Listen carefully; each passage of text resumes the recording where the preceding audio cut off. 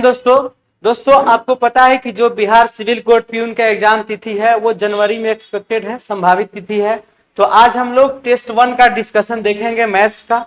आप लोग सेट बनाए होइएगा। तो आपको अगर बेहतर सोल्यूशन का तलाश है कि यानी कि इस क्वेश्चन का बेहतर अप्रोच क्या होगा, तो आप इस डिस्कशन को देखिएगा तो आपको बहुत ही चीज सीखने को मिलेगा, जिससे आप कोई भी आप सेट बनाइएगा तो उसमें आपका नंबर बढ़ेगा। तो चलिए हम आपका पहला क्वेश्चन लेते हैं, ठीक है। और पहला क्वेश्चन आपके सामने है, बहुत ही सिंपल है। कह रहा है आपसे कि वह छोटी से छोटी संख्या ज्ञात कीजिए जिसे 11, 12, 13 और 15 से विभाजित करने पर प्रत्येक स्थिति में शेषफल 2 प्राप्त होता है। देखिए पहले इस बात को समझ लीजिए कि इसमें आपको शेषफल 2 चाहिए। हमको बेहतर अप्रोच लगाना है क्योंकि आप बैठे हैं एग्जाम सेंटर में, तो आपको वो तरीका पता होना चाहिए जिससे आप बहुत जल्दी क्वेश्चन को सॉल्व कर सके। तो देखिए इसका जो बेसिक तरीका है वो ये है कि आप पहले इसका क्या ले लीजिएगा, एलसीएम लीजिएगा। तो आप बताइए कि एलसीएम लेने में ही आपको समय कितना लग जाएगा, कम से कम 30-40 सेकंड लग जाएगा। तो आप ऐसा मूर्खता वाला काम नहीं करेंगे। शेषफल 2 चाहिए, यानी कि ये जो ऑप्शन दिया है ना इसमें 2 आपका एक्स्ट्रा है इसके कटने के अलावा, तो सब में से 2 माइनस कर दीजिए। तो 2 करिएगा माइनस, तो ये लास्ट में 2 डिजिट को देख के चलिए कितना हो गया 60। इसमें से 2 माइनस किए कितना हो गया आपका 56। इसमें से 2 माइनस किए कितना हो गया आपका 58। और इसमें से 2 माइनस किए तो आपका लास्ट में आ जाएगा 00। अब मेरा बात समझिएगा, कह रहा है कि ये संख्या 11, 12, 13 और 15 से कटना चाहिए। तो 12 से कटने के लिए संख्या किससे कटना चाहिए, 4 से और 3 से। और 4 से कटने के लिए लास्ट का 2 डिजिट कटना चाहिए। तो लास्ट का 2 डिजिट देखिएगा तो देखिए ये 56 कट रहा है, 60 कट रहा है, 58 नहीं कट रहा है और ये कट रहा है। एक ऑप्शन तो छट गया। अब हम देखेंगे 3 से कटने के लिए। तो ये जो डाटा देख रहे हैं ना, तो ये आपका हो गया कितना 6 और ये 00। देखिए 6, 6, 12, ये किससे कट रहा है 3 से। तो ये आपका आंसर हो सकता है। यहां देखिएगा तो कितना है आपका 6, 00, 5, 6, 6, 5, 11, 6, 17। बोलिए 3 से कटेगा 17, क्योंकि 3 का रूल कहता है कि सबको जोड़ के आप 3 से भाग दीजिए। तो ये ऑप्शन आपका छट गया। बाकी बचा आपका लास्ट वाला। तो लास्ट में देखिएगा तो कितना हो गया 6 पर 1, 2, 3, 0। तो ये भी 3 से कट रहा है, ये भी 3 से कट रहा है। तो अब चेक कर लेते हैं 11 से। तो बोलिए 11 से ही कटेगा नहीं ना, तो आपका एक ही ऑप्शन बचा, ये वाला आंसर हो गया। यानी कि ऑप्शन नंबर कौन सा हो जाएगा, ए हो जाएगा। तो ये तो हम आपको बहुत स्लो में छाटने के लिए बताए हैं। आप तुरंत 2 घटाएंगे और यहां से डिविजिबिलिटी रूल लगा लेंगे, ठीक है ना। चलिए अगले क्वेश्चन की तरफ चलते हैं और बाकी एलसीएम लेकर के निकालेंगे तो आपको बहुत समय लगेगा क्योंकि उसमें आपको डिवाइड भी करना पड़ेगा। चलिए अगले सवाल की तरफ चलते हैं। अब देखिए दूसरा नंबर सवाल मेरे पास है, यानी कि 52 नंबर पे है सवाल। कह रहा है कि किसी बल्लेबाज के पिछले 10 पारियों के स्कोर दिए गए हैं। इन पारियों में बल्लेबाज का माध्यिका स्कोर, सुनिए माध्य स्कोर पूछता है और माध्यिका स्कोर। मीडियन स्कोर का मतलब कि हम इसको या तो असेंडिंग ऑर्डर में और या तो डिसेंडिंग ऑर्डर में, या तो इसको बढ़ते क्रम में या तो घटते क्रम में लिखेंगे। तो पहले इस ऑर्डर को हम सजा लेते हैं। तो सबसे पहले छोटा वाला इसमें कौन है, तो 6 है। उसके बाद कौन है, 8 है। फिर आगे देखते चलिए कि 6, 8 के बाद मेरा क्या दिख रहा है, तो 6, 8 के बाद कितना है 27 है। उसके बाद देखिएगा 27 के बाद कौन सा है, तो 27 के बाद है आपका 50। फिर उसके बाद हम देखते हैं तो कितना हो जाएगा 63। उसके बाद देखिएगा तो कितना हो जाएगा आपका 65। फिर देखिएगा तो कितना हो जाएगा 81। फिर आगे बढ़ेंगे तो आपका देखा जाए तो हो गया 122। फिर आगे बढ़े तो कितना हो जाएगा 165 और फिर कितना हो जाएगा 180। अब टोटल जोड़िए 1, 2, 3, 4, 5, 6, 7, 8, 9, 10 डिजिट है। इसको मीडियन में क्या होता है कि इसको ऑर्डर में सजाना है, या तो असेंडिंग में या तो डिसेंडिंग में। तो ये 10 डिजिट है तो इधर से गिनिए 1, 2, 3, 4, 5। इधर से गिनिए 1, 2, 3, 4, 5। अब आपको करना क्या है कि ये जो दोनों आपका दिख रहा है ना, इस दोनों को जोड़ दीजिए क्योंकि ये दोनों यहां से कॉमन हो गया। तो 5, 3, 8 और 6, 6, 12। इसमें 2 से भाग देंगे तो कितना हो जाएगा आपका 64, जो कि ऑप्शन नंबर किस में है, बी में है। लेकिन यही अगर 10 को डाटा नहीं होता, अगर डाटा 9 होता तो जो डाटा 9 में 2 से भाग देते, यानी कि 9 में 2 से भाग दे के 1 जोड़ दीजिएगा। ठीक है, तो आप यहां से एक सेकेंड आपको थोड़ा सा दूसरा तरीका बता देते हैं। यानी कि डाटा 10 गो है, तो आपको बीच में जो डाटा मिला है उस दोनों को जोड़ के 2 से भाग दीजिएगा। अगर डाटा 9 तो है तो 9 तो सिर्फ 5 पे कट जाएगा, तो वही डाटा आंसर हो जाता। ठीक ना, चलिए अगले सवाल की तरफ चलते हैं। देखिए 52 के बाद 53 नंबर सवाल, जो कि सिंप्लीफिकेशन का सवाल है, और हर एग्जाम में तो 1-2 सवाल इस तरह का आपको देखने को मिल ही जाएगा। तो सबसे पहले इसको सिंप्लीफिकेशन के फॉर्मेट में तोड़ देंगे, यानी सिंप्लीफाई करेंगे। तो इसको पहले सॉल्व करिए, तो कितना हो जाएगा आपका 7 या 21 2 कितना हो गया 23/3 और गुना 23 कितना हो गया 4 प्लस 18 1 19/2 गुना 24 और 3 27/4। अब इसको सॉल्व करेंगे तो 23 का स्क्वायर कितना हो जाएगा 529 और बटा 12 प्लस ये कितना हो गया आपका 8, यानी कि 19 से इसमें गुना कर देंगे तो 19 से 133 का 3 और हाथ में 13 और 38 और 13 कितना हो गया 51। अब क्या करेंगे कि 12 और 8 कैल्शियम हो गया 24, 12 दूनी के 24, तो कितना हो जाएगा 1029 दूना कितना हो जाएगा आपका 58, तो 1058 आप प्लस 1539, इसको जोड़िए 9 8 17 के साथ हाथ में 1, 5 3 8 है 1 9, इधर हो गया 5 और इधर कितना हो जाएगा आपका 2, यानी 24। इसको सॉल्व करेंगे, चूंकि आपका जो ऑप्शन है ना वो फ्रैक्शन के फॉर्मेट में है, तो 24 एक बार में फिर 0 उतरेगा। एक ही ऑप्शन आपको दिख रहा है ना 108 108.5/24। ठीक है, पूरा का पूरा क्यों सॉल्व करेंगे, ऑप्शन को टैली कराना है ना, बाकी प्रोसेस तो यही है। अब जितना जल्दी कैलकुलेट कर सके, तो ऑप्शन नंबर हो गया सी आपका आंसर। ठीक है ना, चलिए अब नेक्स्ट क्वेश्चन की तरफ। अगला देखिए सवाल, उस समचतुर्भुज का क्षेत्रफल ज्ञात कीजिए जिसके विकर्णों की लंबाई 48 मीटर और 64 मीटर है। तब विकर्ण देखिए, समचतुर्भुज यही होता है जिसका चारों साइड क्या होगा बराबर होगा, लेकिन एंगल इसका 90 डिग्री पे नहीं होता है। 90 डिग्री पे हो जाएगा तो उसको कहेंगे स्क्वायर। जब इसका डायगोनल कटता है ना विकर्ण, तब यहां 90 डिग्री का एंगल बनता है। तो इसका एरिया हो जाएगा 1/2 गुना D1 इंटू D2, 1/2 D1 कितना है 48 गुना 64, 2 से काटेंगे 24 बार में। अब देखिए यूनिट डिजिट से भी पकड़ सकते हैं, लेकिन यूनिट डिजिट तो सबका सेम है, तो 24 चौका 96 का 6 और हाथ में कितना हो जाएगा 9 और 120 और 24 144 और 9 कितना हो जाएगा 153, यानी आपका आंसर हो गया 1536, जो ऑप्शन नंबर किसमें है डी में। चलिए अगले सवाल की तरफ चलते हैं। देखिए 55 नंबर, एक्स वाई का रेशियो दिया है 3:4, तो 7x - 4y 3x + 2y का मान क्या होगा। कुछ नहीं करना है, x के जगह पे 3 और y के जगह पे 4 पुट कर देंगे, तो 7 × 3 - 4 × 4। ठीक है, और यहां पे लिख देंगे रेशियो, आप देख लीजिए 3 × 3 + 2 × 4, यानी कि 21 में से 16 चला गया तो कितना हो जाएगा 5 और 9 8 कितना हो गया 17, तो 5:17 किसमें है ऑप्शन नंबर डी में है। ठीक है ना, चलिए अगले सवाल की तरफ चलते हैं। सवाल नंबर देखिए 56, बहुत ही अच्छा सवाल है।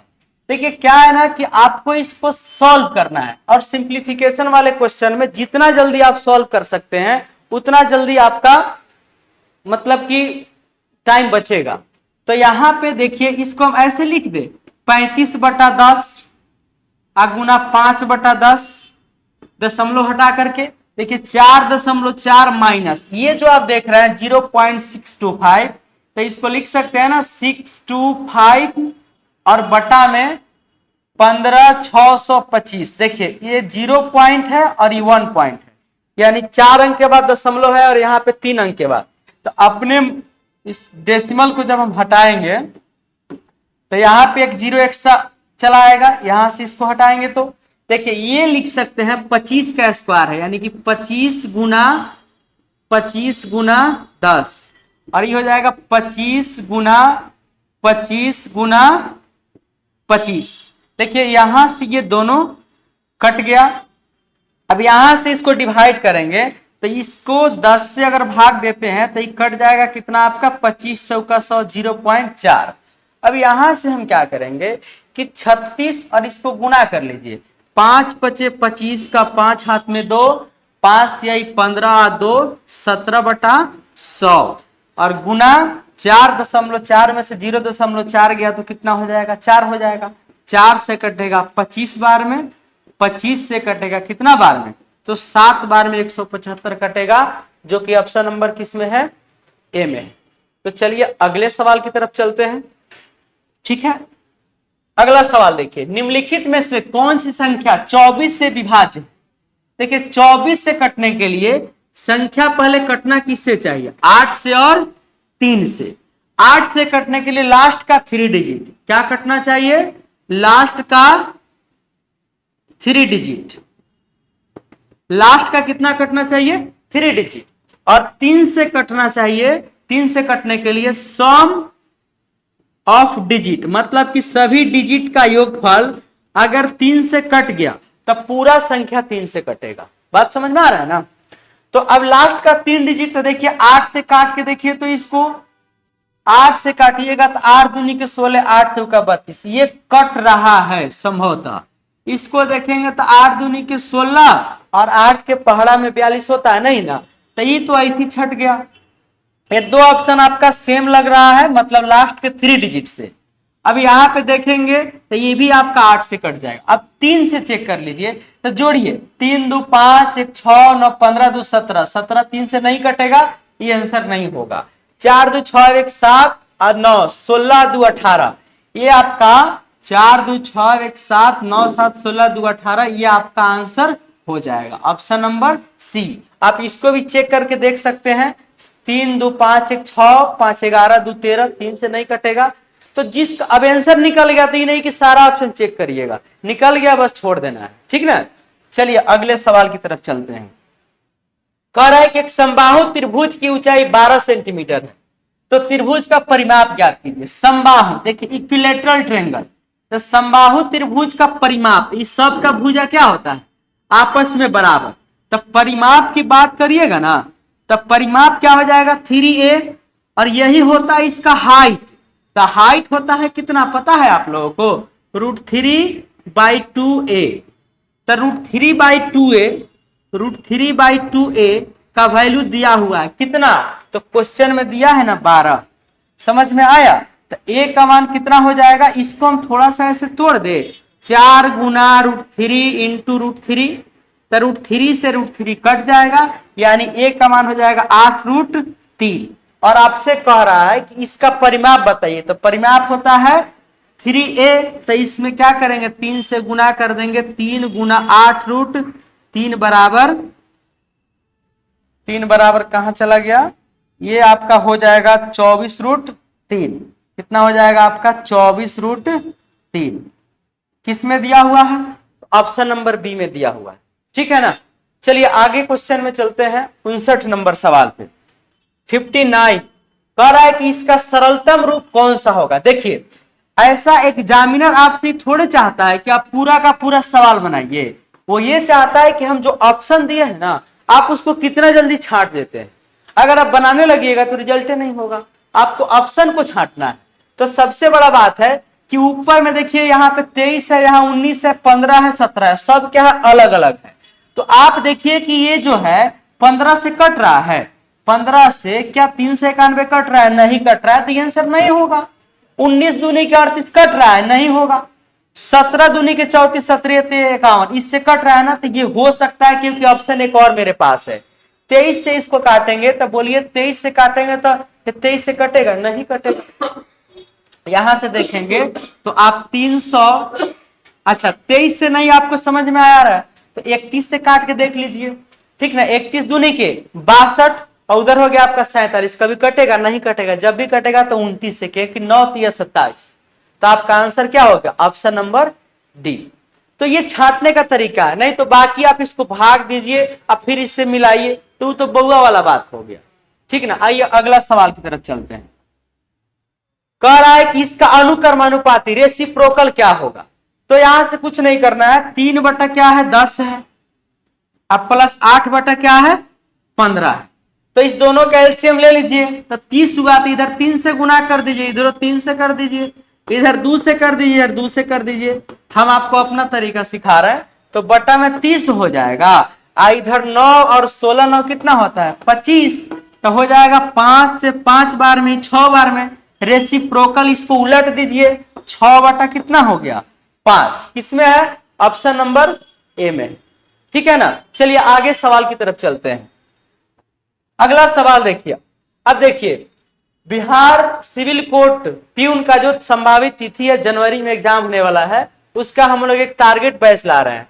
ऑफलाइन और ऑनलाइन दोनों है, दोनों मोड में। और आप लोगों को पता ही है कि राजधानी कोचिंग सेंटर जो है वो क्वालिटी कंटेंट के लिए और रिजल्ट के लिए जाना जाता है। तो आप सबको अगर रिजल्ट चाहिए बहुत कम समय में बेहतर करना है, तो आप इस बैच को ज्वाइन करिएगा, जो स्टार्ट हो रहा है 12 नवंबर से। और आपको रिजल्ट का गारंटी है, जितना बताया जाएगा उतना आप कर लीजिएगा, तो आपको 110% आपको चांस है कि आपका रिजल्ट हो जाएगा, क्योंकि वही पढ़ाया जाएगा जो आपके एग्जाम में आता है, क्योंकि ये टारगेट बैच है, आपको एग्जाम को हिट करना है। ठीक है ना। तो आप स्टार्ट कर सकते हैं 12 नवंबर से, आप ज्वाइन कर लीजिएगा। राजधानी कोचिंग सेंटर ऐप डाउनलोड भी कर सकते हैं, और विशेष जानकारी आपको नहीं समझ में आए तो आप यहाँ कॉल कर लीजिए, व्हाट्सएप कर लीजिएगा। ठीक है ना। चलिए अब अगले सवाल की तरफ चलते हैं। अब आइए अगला सवाल कह रहा है कि 3 संख्याओं में जिनका औसत 60 है, पहली संख्या बाकी 2 संख्या के योग का 1/4 है। सुनिए 3 गो संख्या है, 1 2 और 3 गो संख्या है। कह रहा है कि आप लोगों से कि पहली संख्या बाकी 2 गो संख्याओं के, पहली संख्या जो है बाकी 2 गो संख्याओं के योग का 1/4 है, मतलब कि 1/4 है। तब पहला संख्या और दूसरा संख्या और तीसरा संख्या का आप रेशियो लिख लीजिए। रेशियो लिखिएगा तो ये डिजिट पलट जाएगा, ये 4 हो जाएगा, ये 1 हो जाएगा। अब देखिएगा इसका औसत कितना है 60, तो 3 गो संख्या का योगफल अगर निकला है, यानी एवरेज बराबर होता है आपका, एवरेज बराबर होता है सम बटा योग बटा नंबर, यानी कि सम बटा नंबर, योग बटा संख्या। तो यहां से हम क्या करेंगे कि आप शॉर्ट तरीका से याद रखिए कि एवरेज बराबर सम बटा नंबर, तो सम बराबर क्या हो जाएगा एवरेज गुना नंबर, और औसत तो दिया हुआ है 60, तब यहां से सम निकालेंगे, क्योंकि रेशियो मेरे पास किसका है सम का है। तो 60 में किससे गुना कर देंगे बोलिए, 3 गो अंक है, मतलब कि 3 गो संख्या का बात हो रहा है, तो 180 हो गए। अब देखिए यहां पे देखिएगा तो दोनों 4 और 1 यानी रेशियो 5 का जो वैल्यू है ना वो 180 है। तो रेशियो 1 का मान 5 यही 15 और 5 6 30। आपसे वही तो पूछ रहा है कि पहली संख्या क्या होगा, तो पहली संख्या 1 का वैल्यू 36, जो कि ऑप्शन नंबर बी में दिया हुआ है। ठीक है ना। उम्मीद है कि दोस्तों आपको समझ में आ रहा होगा ना। चलिए अगले सवाल की तरफ चलते हैं। अगला सवाल है कि 6 घंटे एक दिन का कितने प्रतिशत है। अगर आपको बोला जाए कि पूरे दिन भर में कितना घंटा होता है, तो आप कहेगा सर जी 24 घंटा होता है, जिसमें से 6 घंटा जो हुआ ना इसका कितना परसेंट हुआ, तो 100% से गुना करेंगे तो ये हो जाएगा 25%। 6 चौका 24, ये हो गया 25, जो कि ऑप्शन नंबर सी में। ठीक है ना। चलिए अगले सवाल के दुनिया में चलते हैं। कह रहा है कि यदि एक भिन्न y के, देखिए भिन्न कुछ भी मान सकते हैं, फ्रैक्शन हम कुछ भी मान सकते हैं। कह रहा है कि यदि एक भिन्न y के अंश में 12% की वृद्धि, मान लीजिए लेट एक फ्रैक्शन आप मान लेते हैं, हम थोड़ा सा बेसिक से बना दे रहे हैं ताकि आपको कोई कंफ्यूजन होगा ना तो आप क्लियर कर लीजिएगा। फ्रैक्शन आपको मान ली हम x बटा y, हालांकि ये बोल दिया कि कोई फ्रैक्शन ही y है, उसके अंश में 12% का वृद्धि, तो x का हम क्या करेंगे 112%, और आगे कह रहा है कि 2% का कमी, तो y का क्या करेंगे 98%, और कह रहा है कि इसका मान जो हो जाएगा ना वो 6/7, तो परसेंट से परसेंट कट गया। ठीक है ना। और 7 से कटेगा कितना बार में 14 बार में, और 14 से कटेगा 8 बार में, 2 से कटेगा 4 बार में, और 2 से कटेगा 3 बार में। x बटा y का जो वैल्यू होगा वो कितना हो जाएगा 3/4। किसमें है भाई तो ऑप्शन नंबर है कितना आपका, ऑप्शन नंबर ए दिया हुआ। अब देखिए एक बात और बोलते हैं, ज्यादा कंफ्यूजन हो तो कुछ नहीं, क्रॉस गुना कर लीजिए, यानी कि आपका हो जाएगा 4y अब बराबर 4x 4x बराबर 3y। यहां से आप कर सकते हैं 4x बराबर 3y। तो यहाँ पे अगर हम x यहां कर दे और बट्टा में y, तो ये 3 बट्टा कितना हो जाएगा 4। तो कंफ्यूजन नहीं रखना है। क्यों हम इसको रिपीट कर दिए हैं, क्योंकि ऑप्शन में देखिए 4/3 भी है, तो आप कंफ्यूज नहीं करेंगे। आपका कितना आ जाएगा 3/4, जो कि ऑप्शन नंबर किस में है, ए में है। तो चलिए अगले सवाल की तरफ चलते हैं, ठीक है ना। अगला सवाल देखिए कि यदि किसी वस्तु का क्रय मूल्य 70 रुपया है और उसे बेचने पर 10% की हानि होती है तो उसका विक्रय मूल्य ज्ञात कीजिए। यानी कि क्रय मूल्य जो है आपका 70 है, तो हमको एसपी निकालना है, तो हमको विक्रय मूल्य निकालना है। 10% का हानि हो रहा है तो इसका हम क्या निकालेंगे 90%, और परसेंट से 2 जीरो खत्म, तो 7 9 कितना हो गया 63, ऑप्शन नंबर सी में। आइए अगले सवाल की तरफ आइए। कह रहा है कि साधारण ब्याज कि कितने प्रतिशत वार्षिक दर पर कोई धनराशि 12 वर्ष में स्वयं की दुगुनी हो जाएगी। मान लीजिए कि आपके पास प्रिंसिपल है 100 रुपया और गए आप बैंक में पैसा जमा कर दिया और पैसा हो गया कितना 200, तो इसमें आपका जो सिंपल इंटरेस्ट जो मिलेगा, सिंपल इंटरेस्ट जो आपको दिया जाएगा, वो सिंपल इंटरेस्ट कितना मिला 100 रुपया। अब आपको बउआ करना क्या है कि 100 रुपया के लिए आप वेट किए कितना 12 साल, और जो रेट परसेंट तय होता है ना वो पूरे 1 साल में तय होता है। तो 1 ईयर का आप निकाल लीजिएगा ना, वही रेट हो जाएगा। यानी 100 में किससे भाग दे दीजिएगा 12 से, 4 से 3 बार में और 4 से 25 बार में, तो हो जाएगा 8 सही 1/3। तो 8 से 1/3% आपका आंसर। हालांकि अगर रेट परसेंट निकालना होगा तो आपको हम फॉर्मूला लिख देते हैं रेट परसेंट का। 1 साल का सिंपल इंटरेस्ट ऊपर रख दीजिएगा, बटा में मूलधन गुना 100%, ये फॉर्मूला है। और एक बात और बता देते हैं कि आप एक और फॉर्मूला लगा सकते हैं, सिंपल इंटरेस्ट बराबर होता है प्रिंसिपल रेट और टाइम बटा 100। यहां से भी आप निकाल सकते हैं, लेकिन उतना क्यों मेहनत करिएगा, आप सीधा सोचिए ना कि अगर वो 100 रुपया दिया 12 साल में, तो 1 साल में कितना देगा 8 सही 1/3। देखिए 3 साल में 5000 रुपया पर चक्रवृद्धि ब्याज है।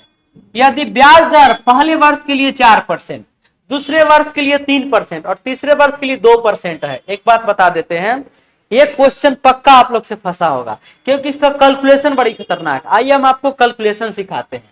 सबसे पहले क्या है कि ये 5000 है, तो इसमें देखिए रेट है कितना 4%, फिर कितना है 3% और फिर कितना है 2%। देखिए कंपाउंड का मतलब होता है ब्याज का ब्याज, यानी इसका सक्सेसिव निकालिए। बाकी अब कोई भी तरीका लगाइएगा ना तो आप गुना भाग करके छोड़ दीजिएगा। आप देख लीजिए ना कि 5000 के 103%, 104%, 102% निकाल ही नहीं सकते। सिंपल क्या करेंगे कि इसका सक्सेसिव निकालिए। तो ए बी फॉर्मूला होता है A plus B plus A B बटा 100, और ओवरऑल क्या लगा देंगे तो परसेंट लगा देंगे। इसी का हम सहारा लेंगे, पहले इस दोनों का फिर उसके बाद इस दोनों का। तो कैसे निकालेंगे 4 + 3 + 4 गुना 3, अब बटा में क्या हो गया 100। यहां से कितना हो जाएगा 7.12, कितना हो गया बउआ सब 7.12%। और फिर क्या करेंगे कि फिर 7.12 का 2 से निकालेंगे, तो 7.12 + 2 + 7.12 गुना 2 अब बटा 100, ओवरऑल क्या हो गया परसेंट हो गया। अब देख लीजिए 7 और 2 कितना हो जाएगा 9.12 अब प्लस, रुक जाइए 2 दूनी के 4 और 2 एकम 2 और 7 दूना कितना हो जाएगा आपका 7 दूनी के 14, अब बटा कितना हो गया 100, ओवरऑल क्या लगा दिए हैं परसेंट। अब आपको क्या करना है सम आपको बताते हैं। सिंपल सा आप एक काम करिए, देखिए यहां पे थोड़ा सा सॉल्व कर देते हैं। देखिए 9.12, इसको जब सॉल्व करेंगे ना तो 9.12 प्लस 0.1424, आपको लग रहा होगा कि इतना बड़ा कैसे हो गया, सवाल वैसा है। बाकी छोटा मोटा रहता ना रेट तो ऐसे निपटा देते। तो यहाँ पे लिखेंगे दोनों को जोड़ करके, क्योंकि ओवरऑल क्या लगाएंगे हम, परसेंट। तो यहाँ पे ध्यान दे दीजिए, 4 दू 6 और 2 यानी 9.264%। यानी कहने का अर्थ क्या है ना कि 5,000 का 9.2624% आपको निकालना। समझ रहे हैं ना। तो देखिए अब इसको गुना करना भी मुश्किल है, तो टेक्निक सिखाते हैं। इधरों 2 से गुना कर दीजिए, इधरों आप 2 से भाग दे दीजिए, तो यहाँ 1 हो गया। इससे फायदा ही होगा कि 2 पचे 10, पूरा इसमें गुना हो जाएगा। तो 2 से काट लीजिए इसको, 2 से कितना बार में, 2 चौका 8, 2 छक 12, और इधर हो जाएगा कितना आपका 2 यानी 6, 2 एकम 2, 2 दूना 4, और यानी कि 2 अंक के बाद दशमलव, तो 463.12 आपका आ जाएगा, जो कि ऑप्शन नंबर किसमें है, ऑप्शन नंबर है आपका ए। देखिए इस तरह का सवाल आपके एग्जाम में आएगा, तो इस सवाल को आप बना दीजिएगा तो आपका रिजल्ट हो जाएगा। अब कोई कहेगा कि यूनिट डिजिट से, तो देख रहे हैं ना कितना यूनिट डिजिट सबका सेम है, 12 अब क्या करिएगा, तो आपको तो बनाना ही पड़ेगा ना। तो सबसे बेहतर तरीका इस क्वेश्चन का यही। चलिए आगे बढ़ते हैं, अगला सवाल की तरफ चलते हैं। ए बी की तुलना में केवल 40% कुशल है। देखिए ए जो है ना बी के कंपेयर में सिर्फ 40%, तो 40% का फ्रैक्शन वैल्यू हुआ 2/5 बी के कंपेयर में। तब बी अगर 5 तो ए का मान 2, ये क्षमता है। सी आप बोल रहा है कि सी ए और बी की तुलना में 50%, तो 50% का वैल्यू 1/2, तो कह रहा है कि सी जो है ना ए प्लस बी के तुलना में सिर्फ कितना 50%। अगर इसका मान 2 हो गया तो इसका मान 1 हो जाएगा। बात समझ रहे हैं ना। अब कह रहा है कि यदि सी अकेले कार्य को 30 दिनों में पूरा करता है तो ए बी और सी मिलकर कितना दिन में पूरा करेगा। तो सुनिए यहाँ रेशियो में ए प्लस बी का मान 2 है, और यहाँ ए प्लस बी का मान कितना आ गया 7। तो पहले दोनों को बराबर कर लीजिए, इधर कितना से गुना 7 से, तो इधर भी 7 से, इधर 2 से, तो इस सब में 2 से गुना कर दीजिए। अब क्या हुआ ना कि ए का, बी का और सी का तीनों का क्षमता निकल गया। ए का 4, बी का 10 और सी का 7। यहां ध्यान दीजिए सब लोग, सी 30 दिन में काम करता है तो पूरा वर्क निकालिए, तो 30 गुना इसका क्षमता है 7, और हमको टाइम चाहिए टोटल के द्वारा किया हुआ समय चाहिए। तो सबको जोड़िए, 10 4 14 7 21, 7 से कटेगा 3 बार में, 3 से कटेगा 10 बार में, तो हो गया आपका कितना 10 आंसर, जो कि ऑप्शन नंबर किसमें है, बी में। ठीक है ना। तो चलिए अगले सवाल की तरफ चलते हैं। अब आइए अगला सवाल। 800 मीटर लंबी एक रेलगाड़ी 120 किलोमीटर प्रति घंटा की गति से यात्रा कर रही है, तो 1200 मीटर लंबे पुल को पार करने में उसे कितना समय लगेगा। अगर कोई रेलगाड़ी किसी दूसरे रेलगाड़ी को पार करता है तो वह स्वयं की लंबाई और साथ ही साथ उस दूसरे रेलगाड़ी की लंबाई को भी पार करेगी। अगर कोई रेलगाड़ी, अगर मान लीजिए कोई आदमी को पार कर रहा है, तो आदमी का वैल्यू रेलगाड़ी के तुलना में निग्लिजिबल होता है, शून्य होता है। आप ही बताइए कि 4 मीटर का आदमी देखे होइएगा, लेकिन 4 मीटर चौड़ा आदमी देखे हैं नहीं ना। इसीलिए उसमें आप लंबाई गिन सकते हैं रेलगाड़ी का, आदमी का नहीं। तो 800 मीटर का ही रेलगाड़ी है पहला, और दूसरा रेलगाड़ी कितना है 1200 मीटर, लेकिन ये 1200 मीटर पुल है, रेलगाड़ी नहीं है। तो जब वो पुल को पार करेगा ना, तब पुल के लंबाई को भी पार करना पड़ेगा, तब प्लस जोड़ देंगे क्या हम 1200। ठीक है, तो ये कितना हो जाएगा आपका 12 और 8 कितना हो जाएगा 2000। ये क्या हो गया 2000 मीटर हो गया। अब देखिए इसका स्पीड कितना दिया 120, तो हमको निकालना है टाइम बराबर होता है डिस्टेंस अपॉन स्पीड। तो हो गया 2000 और बटा स्पीड कितना है 120। तो ये आपका किसमें किलोमीटर में, इसको चेंज करिए किसमें मीटर पर सेकंड में, तब 5/18 से गुना कर दीजिएगा। ये 18 ऊपर चला जाएगा, ठीक है ना, तो ऊपर चला जाएगा तो 18 दूनी के 36 और बटा कितना हो जाएगा आपका 12 × 5 = 60 यानी 600 काटेंगे तो कितना हो जाएगा 60 और 60 सेकेंड आएगा तो 60 सेकेंड को क्या कह सकते हैं 1 मिनट कह सकते हैं। यह है इसका तरीका, ठीक है ना। 60 सेकंड को क्या कहेंगे 1 मिनट। चलिए अगले सवाल की दुनिया में चलते हैं। एक धारा की गति 3 किलोमीटर प्रति घंटा है और शांत जल में एक व्यक्ति की गति 6 किलोमीटर प्रति घंटा है, तो 37 किलोमीटर की धारा के अनुकूल तैरने में आदमी द्वारा लिया गया समय कितना। अगर आदमी धारा के साथ तैरेगा तो उसका जो स्पीड होगा ना, स्पीड होगा धारा और आदमी के खुद का स्पीड, स्पीड ऑफ मैन दोनों जुट जाएगा। तो हमको चाहिए क्या, टाइम बराबर होता है डिस्टेंस अपॉन स्पीड। तो डिस्टेंस है 37 और स्पीड हो गया 6 व 3 9, तो इससे भाग देंगे तो 9 चौका 36, 4 सही 1/9, जो कि ऑप्शन नंबर किसमें है डी में, ठीक है ना।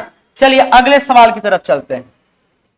सवाल है कि x + 1/x का मान 6 है, तो x² + 1/x² का मान क्या होगा। सुनिए x + 1/x का मान अगर कोई नंबर रहेगा तो अगर इसका हम स्क्वायर निकालेंगे तो कुछ मत करिए, नंबर का करिए स्क्वायर -2, यानी कि जो आपका दिया हुआ है 6 तो आपको कुछ नहीं करना है, इसका स्क्वायर निकालना है। तो 6 का स्क्वायर -2 बराबर कितना हो गया 34, ठीक है ना, जो कि ऑप्शन नंबर किसमें है डी में।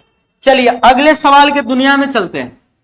अब देखिए बिहार सिविल कोर्ट संभावित परीक्षा तिथि जनवरी, तो हम लोग यहाँ एक बैच शुरू हो रहा है जो कि टारगेट बैच है, ऑनलाइन ऑफलाइन दोनों मोड में। आपको पता ही होगा कि राजधानी कोचिंग सेंटर क्वालिटी कंटेंट और रिजल्ट के लिए जाना जाता है, और आज सबको पता है कि सिविल कोर्ट जो कलर का एग्जाम हुआ था उसमें काफी रिजल्ट हुआ है, ठीक है, करीबन 80% के करीब रिजल्ट हुआ है हमारे संस्थान से। तो इस बैच को ज्वाइन करिएगा तो आपका फिर से ट्यून में परचम लहरेगा राजधानी कोचिंग सेंटर का।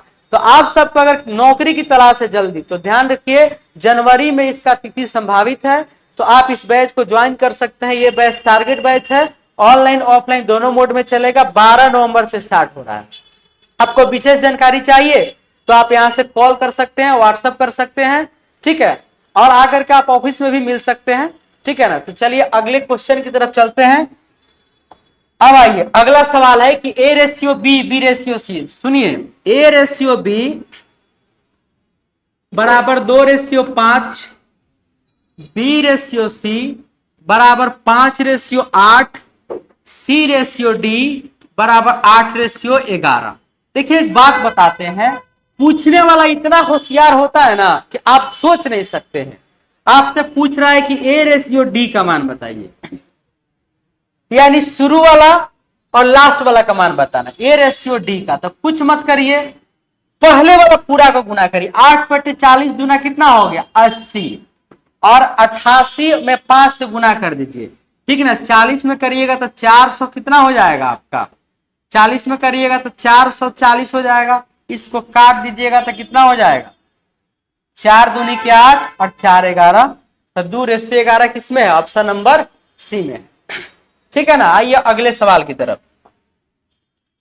यदि एक घन का विकर्ण 10√3 है, घन का विकर्ण क्या होता है। देखिए ना, घन का अगर विकर्ण की बात करेंगे, घन का अगर विकर्ण हम बात करें, ठीक है, तो √3 इंटू क्या होता है भुजा होता है। तो √3 इंटू भुजा बराबर हो गया 10√3, तो उसका भुजा कितना हो गया, साइड कितना हो गया 10। कह रहा है कि उसका आयतन बताइए, तो घन का आयतन बताना है, वॉल्यूम बताना है। तो वॉल्यूम बराबर होता है भुजा का क्यूब, यानी 10 का क्यूब कितना हो गया 1000, जो कि किसमें दिया हुआ है ऑप्शन नंबर बी में, ठीक है ना। आइए अगले सवाल की तरफ चलते हैं। अब देखिए 4 sin² 30 डिग्री, तो देखिए 4 और sin 30 का मान होता है 1 बटा कितना हो जाएगा 2, तो 1/2 का स्क्वायर कितना हो 1/4, अब प्लस 3 cot² कितना 60 डिग्री।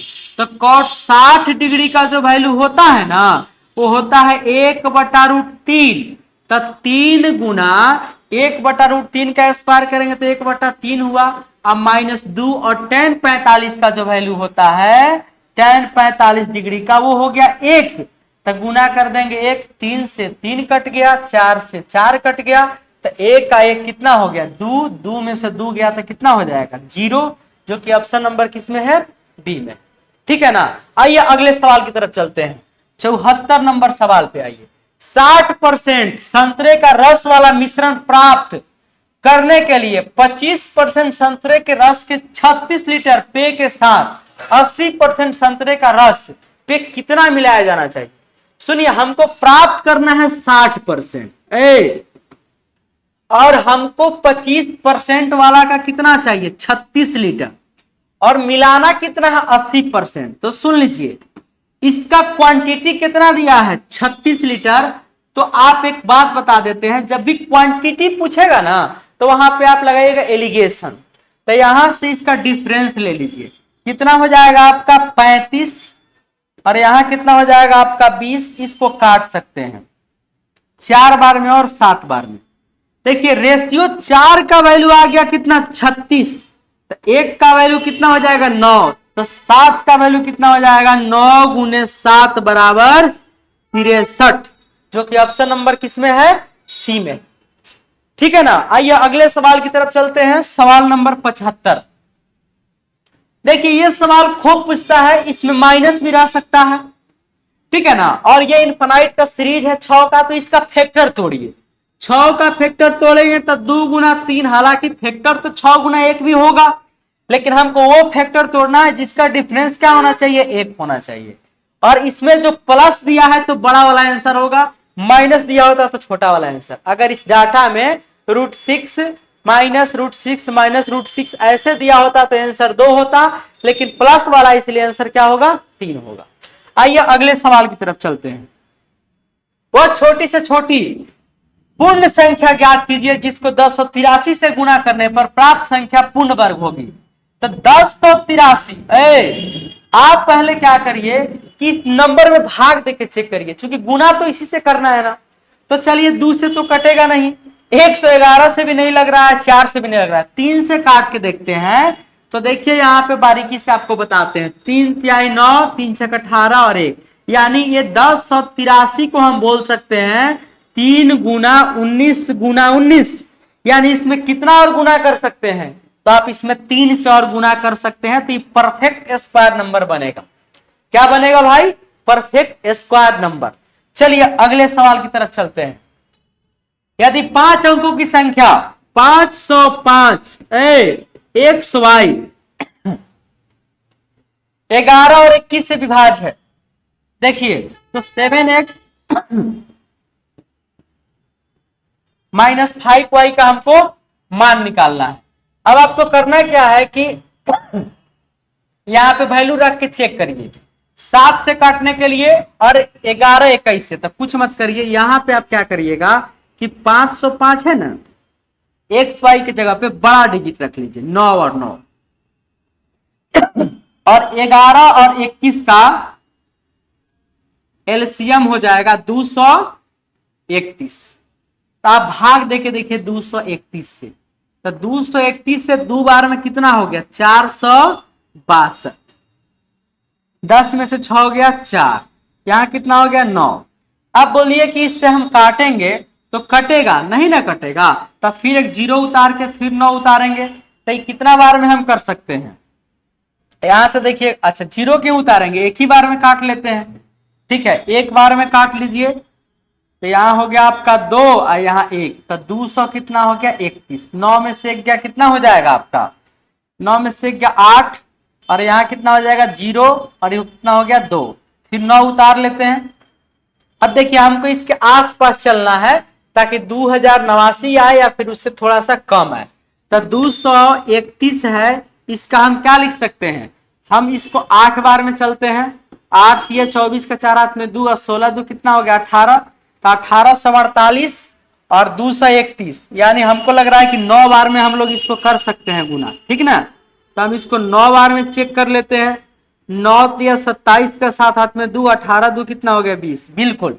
तो ये 9 बार में काटेंगे तो कितना हो जाएगा 2079, 0 8 में से 7 गया 1 और 1 कट गया, यानी जो आप 99 रखे थे ना उसमें आप 10 कम रखते तो आपका काम बन जाता, 9 और 8।